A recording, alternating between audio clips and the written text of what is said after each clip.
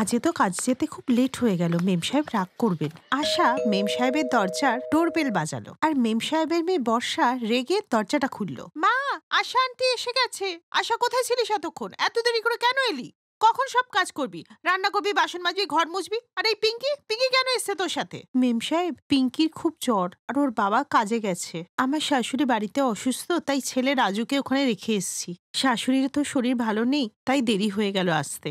মা, তুমি তাড়াতাড়ি আন্টিকে বলো আমার জন্য খাবার বানিয়ে দিতে, আমার খুব খিদে পেয়েছে। হ্যাঁ হ্যাঁ, আমি এখনই বানিয়ে দিচ্ছি, এখনই দিচ্ছি। আমার জন্য চিজ স্যান্ডউইচ বানিয়ে দাও, আর সাহেব আর আমার জন্য আলুর পরোটা বানিয়ে দাও। মা, খুব জল তেষ্টা পেয়েছে, জল খাবো। হ্যাঁ, এখনই দিচ্ছি।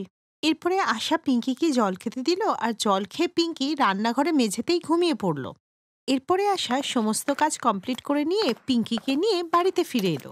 এরপরে দুদিন আশা পিঙ্কিকে নিজের সাথেই নিয়ে গেল। ও তোর সাথে আর কদিন আসবে? ওর তো শরীর ঠিক নেই। আমার তো চিন্তা হচ্ছে ওর শরীর খারাপের জন্য আমার বর্ষার না শরীর খারাপ হয়ে যায়। বৌদি, ওর শরীর তো ঠিক হয়ে গেছে, কাল থেকে ও বাড়িতেই থাকবে। পরের দিন থেকে আশা পিঙ্কিকে বাড়িতেই রেখে দিল, আর রোজকার মতো খুব সকাল সকাল কাজে আসতে লাগলো।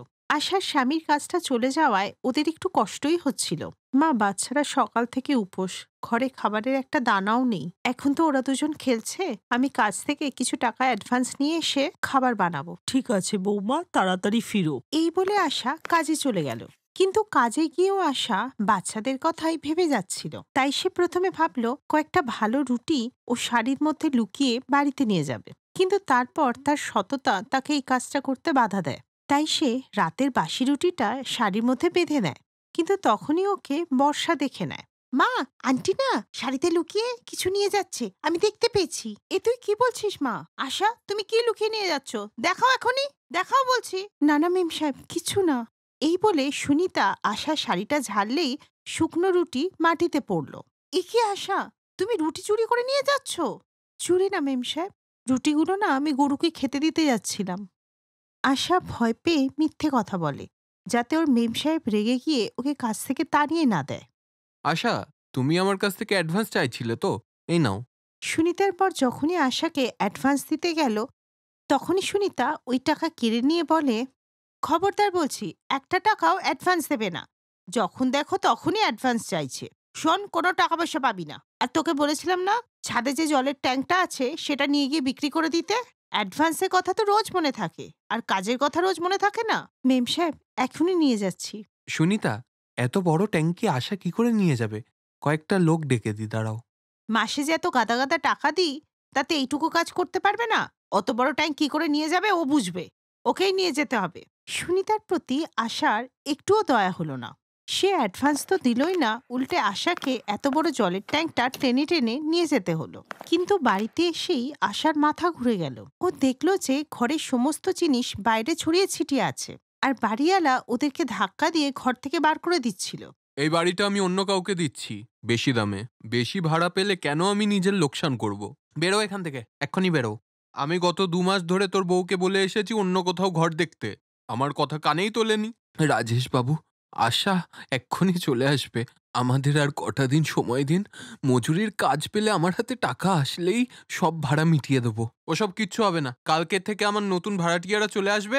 আমি অ্যাডভান্স নিয়ে নিয়েছি, চুপচাপ চলে যা, নাহলে লাথি মেরে তাড়িয়ে দেবো। না না রাজেশ দা, এমনটা করবেন না। আমি কাল পরশুর মধ্যে আপনার ভাড়াটা মিটিয়ে দেব। একদমই না, তোরা এক্ষুনি এখান থেকে বেরিয়ে যা, বেরো। বাড়িওয়ালার ওদের প্রতি একটুও দয়া হলো না, আর আশাকে তার গোটা পরিবার সমেত বাড়ি থেকে তাড়িয়ে দিল। আর এইভাবে ওরা রাস্তায় এসে দাঁড়ালো। বাবা, বৃষ্টিতে যে আমি ভিজে যাচ্ছি।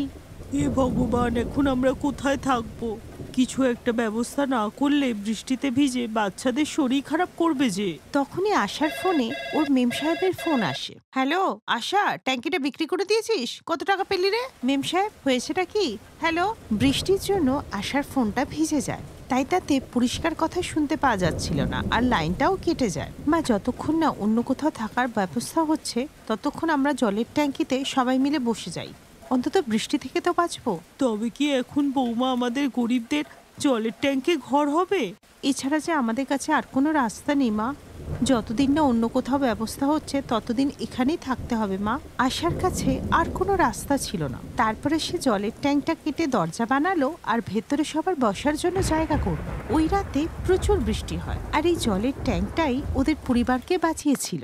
পরের দিন আশার স্বামী মজুরের কাজ খুঁজতে চলে যায় আর আশাও চলে আসে তার কাজের বাড়িতে। আর সে মেম সাহেবকে বলে যে ট্যাঙ্কটা কেউ রাস্তা থেকেই চুরি করে নিয়েছে। আর এই শুনেই মেম সাহেব খুব রেগে যায়। তুই কি চোখের মাথা খেয়ে বসেছিলিস যে তুই এত বড় ট্যাঙ্ক একটা দেখতে পেলি না? যা কাজ করবি যা, আমার মাথা গরম করাস না। মা, আমার কিন্তু না আন্টির উপরে না সন্দেহ হচ্ছে। দেখো, ট্যাঙ্কিটা হয়তো নিজেই বেঁচে দিয়েছে আর আমাদের বলছে চুরি হয়ে গেছে। আমি বলছি কি, আজকে আন্টির বাড়িতে যাও, গিয়ে দেখো যে অনেক কিছু হয়তো চুরি করে নিয়ে গেছে। আর এমনটা হলে ভাবো আমাদের কত লোকসান হবে। ঠিক আছে, চল আজকে ওর পিছু নিচ্ছি আর বাড়িতে গিয়ে দেখছি ব্যাপারটা কি হচ্ছে।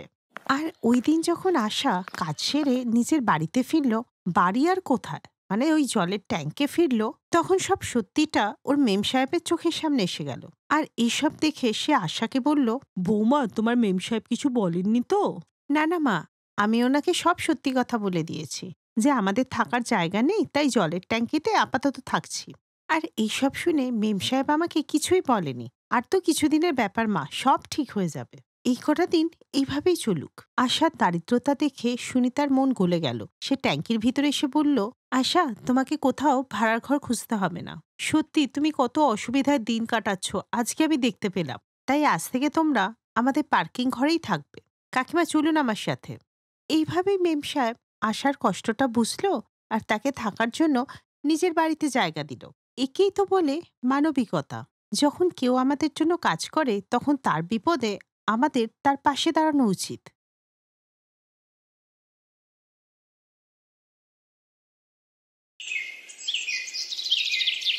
রামলাল ও তার স্ত্রী মমতার একটি ছেলে ছিল। ওরা রাস্তায় জিনিসপত্র বিক্রি করেই সংসার চালাত আর ওখানেই একটি ফুটপাতের ঝুপড়িতে থাকত।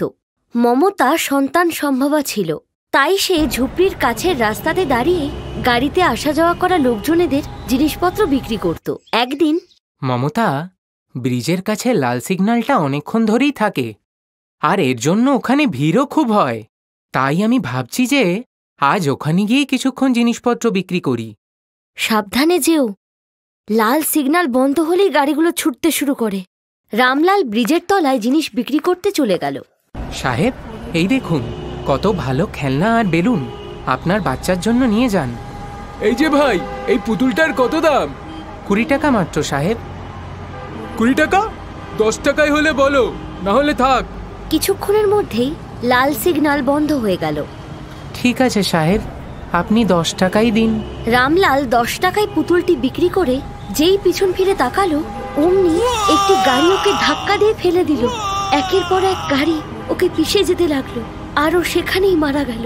সেখানে দাঁড়িয়ে থাকা একজন লোক, যে রামলালের সঙ্গেই জিনিস বিক্রি করছিল, সে সঙ্গে সঙ্গেই মমতাকে এই খবর দেয়। না, এ হতে পারে না। এখন আমি তোমাকে ছাড়া কিভাবে বাঁচবো? তুমি আমাকে একা ফেলে কিভাবে চলে গেলে রাজুর বাবা? বাবা, তুমি আমাদের ছেড়ে চলে গেলে, ফিরে এসো বাবা। এরপর মমতা রাজুর হাত দিয়ে রামলালের মুখাগ্নি করালো। স্বামীর মৃত্যুর পর মমতা একদম একা হয়ে গিয়েছিল। এখন মমতা ছেলে রাজু এবং কোলের ছোট্ট সন্তানকে নিয়েই রাস্তায় জিনিসপত্র বিক্রি করত। একদিন, রাজু, আজ বাইরে খুব গরম, তাই তুমি আজ লিলির সাথে বাড়িতেই থাকো কেমন? আমি আজ কিছু বেলুন এবং কলম বিক্রি করে তোমাদের জন্য দুধ এবং রুটি নিয়ে আসবো। মমতা বেলুন এবং কলম বিক্রি করতে চলে গেল। সাহেব, এই পেনগুলো নিয়ে নিন না, 10 টাকায় 5টা পেন। দয়া করে নিন না সাহেব। মেম সাহেব, বেলুনগুলো নিয়ে নিন না, আমি তবে বাচ্চাদের জন্য খাবার কিনতে পারবো। মমতা বহু কষ্টে কিছু বেলুন বিক্রি করে বাচ্চাদের জন্য দুধ এবং রুটি কিনে নিয়ে এলো। তখনই এক মহিলা ওর কাছে এসে বলল, মমতা, কালই আমাদের এই ঝুপড়ি খালি করতে হবে, তাই তুইও অন্য কোথাও থাকার ব্যবস্থা করে নে। আমি পাশের বস্তিতে 100 টাকা ভাড়ায় ঘর নিয়েছি, এই খবরটাই তোকে দিতে এলাম। হে ভগবান, আমি এখন এই 2 বাচ্চাকে নিয়ে কোথায় যাব? এখন আমি বাচ্চাদের থাকার ব্যবস্থা কিভাবে করব? মমতা বাচ্চাদের নিয়ে একটি দোকানের সামনে বসে পড়ল। তখনই সামনে থেকে আসা একটি অটোরিকশা রাস্তায় উল্টে গেলে একজন মহিলা তার ভিতর থেকে ছিটকে বাইরে পড়ে যায়। এই দেখে মমতা সেখানে দৌড়ে গেল। ও অটোওয়ালা, দেখে চালাতে পারো না? এখন এনাকে নিয়ে তাড়াতাড়ি হাসপাতালে চলো। এরপর মমতা বাচ্চাদের সঙ্গে নিয়ে ওই মহিলাকে ওই অটোতে তুলে হাসপাতালে নিয়ে গেল। অটো চালক ওদের হাসপাতালে পৌঁছে দিয়ে পালিয়ে গেল। রাজু, ওই ভাইকে তাড়াতাড়ি ডেকে আনো, মাসিমাকে নিয়ে ভেতরে যেতে হবে। ডাক্তার ওই মহিলাকে দেখে বলল, দেখুন, ওনার স্পাইনাল কর্ডের হাড় ভেঙে গেছে। ওনার কমপ্লিট বেড রেস্ট চাই। আপনি ওনার ফ্যামিলি মেম্বারদের ডেকে দিন। ডাক্তারবাবু, আমি তো জানি না উনি কে। ওনার অ্যাক্সিডেন্ট হয়েছিল, তাই আমি ওনাকে হাসপাতালে নিয়ে এসেছিলাম। এখন জ্ঞান ফিরলেই জানা যাবে যে উনি কে। 1-2 ঘন্টার মধ্যেই ওনার জ্ঞান ফিরে আসবে। প্রায় 2 ঘন্টা পর ওই মহিলার জ্ঞান ফিরে এলো, আর উনি ওনার সম্পর্কে বলতে লাগলেন। আমার নাম রাজেশ্বরী দেবী। জানি না অটোওয়ালাটা কিভাবে চালাচ্ছিল, যার জন্য রাস্তায় অটোটা উল্টে গেল। তারপরে আমার এইটুকুনি মনে আছে যে তুমি আমাকে হাসপাতালে আনার জন্য অটোতে ওঠালে। তুমি আমায় বাঁচালে মা। মাসিমা, আপনার পিঠের হাড়ে চোট লেগেছে, তাই আপনাকে বাড়ি নিয়ে যাওয়ার জন্য অ্যাম্বুলেন্সের ব্যবস্থা করতে হবে। মা, আমার স্বামী তো ব্যবসার কাজে শহরের বাইরে গেছে। তুমি আমাকে একটা সাহায্য করবে? তুমি আমাকে বাড়ি পৌঁছে দেবে মা?